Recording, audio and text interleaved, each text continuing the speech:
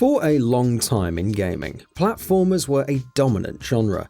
The 2D Mario games, most of the early Sonic games, and all sorts of franchises including Mega Man, Castlevania, and more were names that illustrated how platformers were a force to be reckoned with, notably during the 90s and the early 2000s. This is especially so up until the 6th console generation, which was marked by Sony again warring with Nintendo after the successful introduction of the first PlayStation, the arrival of the Xbox onto the console war scene, and Sega's last console wars hurrah with the Dreamcast. During that generation, the Jak and Daxter series, a Sony franchise, the first release of which was on December of 2001, was especially popular. The Jak and Daxter series was a name that kept the idea of mascot platformers alive, despite the marked turn in tone that the games took after the first game. But fast forward to 2019, and we have not seen a new game from the franchise since Jak and Daxter: The Lost Frontier on the PSP. There was the Jak and Daxter collection released for both PS3 and PS Vita later, and then on the PS4, the first 3 games and Jak X received a physical reprinting, alongside the games being made available digitally, but those aren't new games.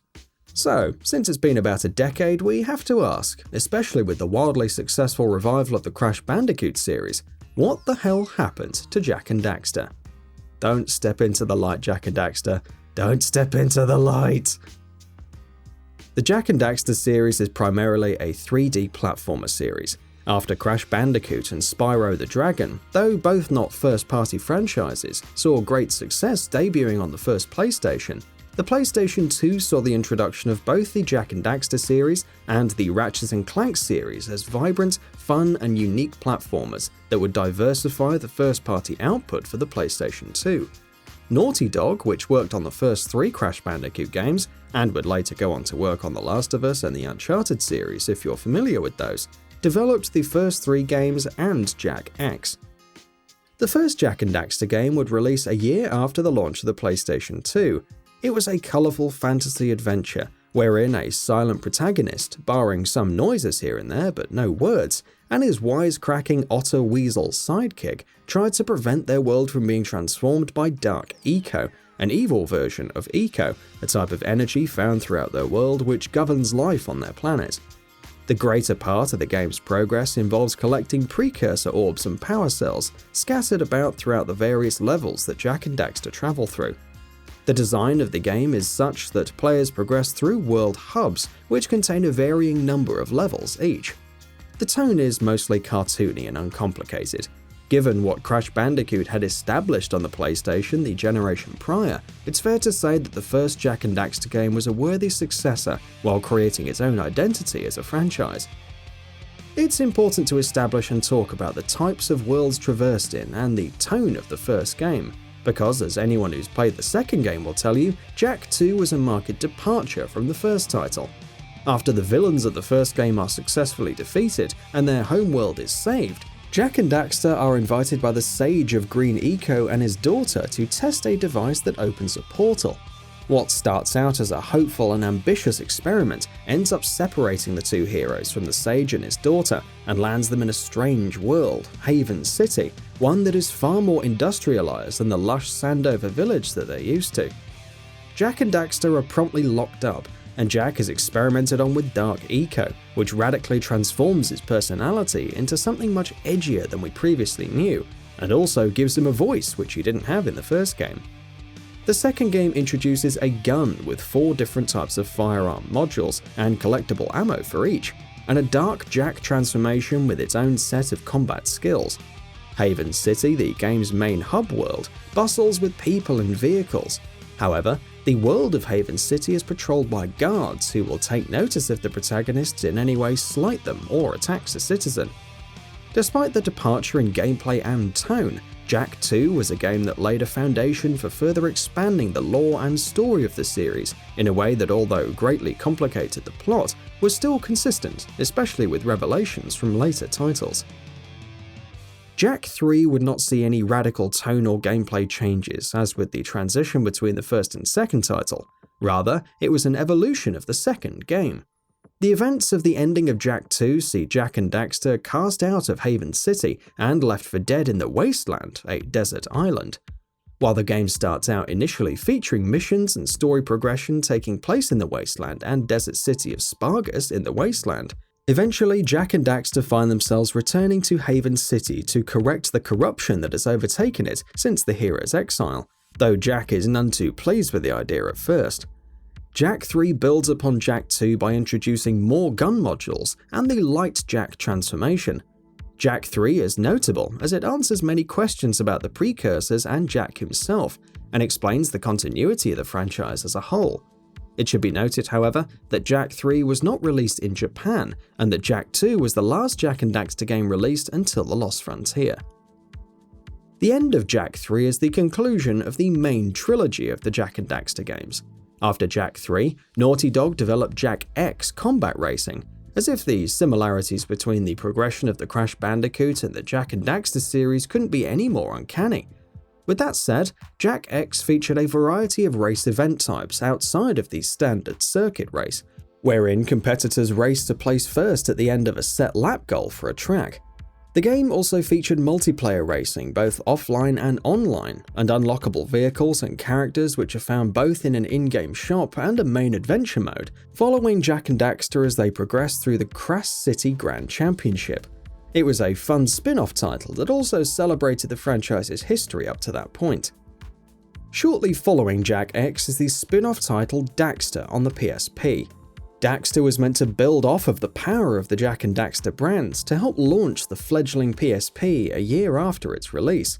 The PSP, Sony's foray into portable gaming, was a serious expression of a vision of games platforms as more general entertainment devices, rather than being singularly designed for game playing, a vision we certainly see as true today in modern gaming consoles.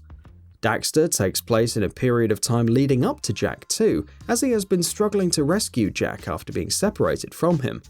The game was developed by Ready at Dawn and was one of 2 Jak and Daxter games released for the PSP, along with Jak and Daxter The Lost Frontier, which was also released on the PS2. The Lost Frontier was developed by High Impact Games, and is chronologically the last game in the Jak and Daxter series, and deals primarily with solving a worldwide eco shortage, along with the rise of a new eco sage. Released 3 years after Daxter, it remains the last original Jak and Daxter release. The ending of The Lost Frontier does leave an opening for a new Jak and Daxter game. That aside, 2012 would see remasters of the first 3 games released as the Jak and Daxter collection for the PS3 and Vita, and the first 3 games in Jak X would later be released digitally for the PS4, along with a limited physical printing of those games.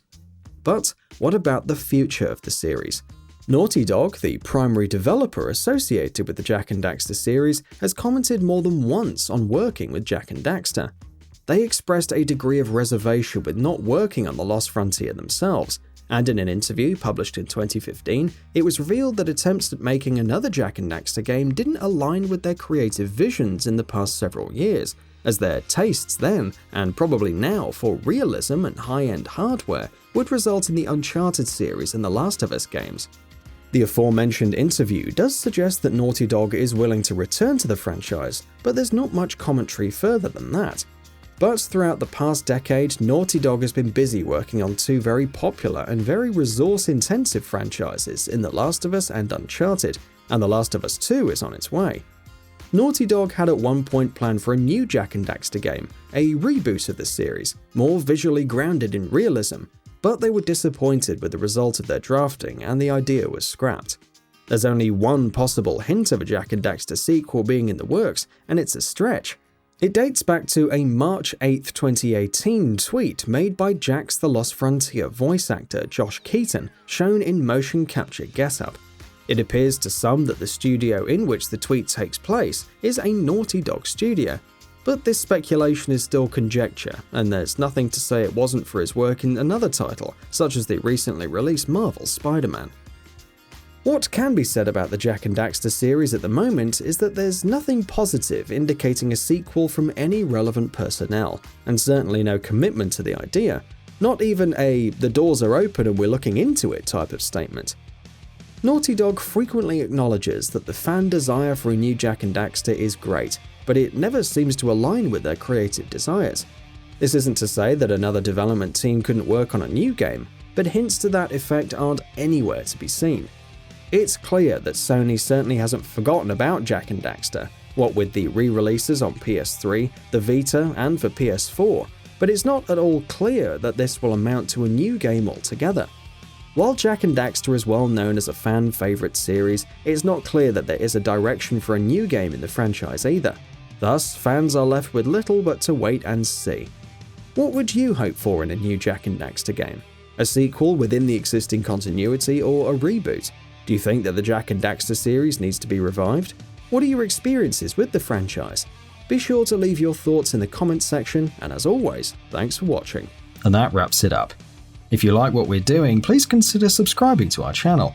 We upload new videos daily, so make sure you don't miss them by subscribing.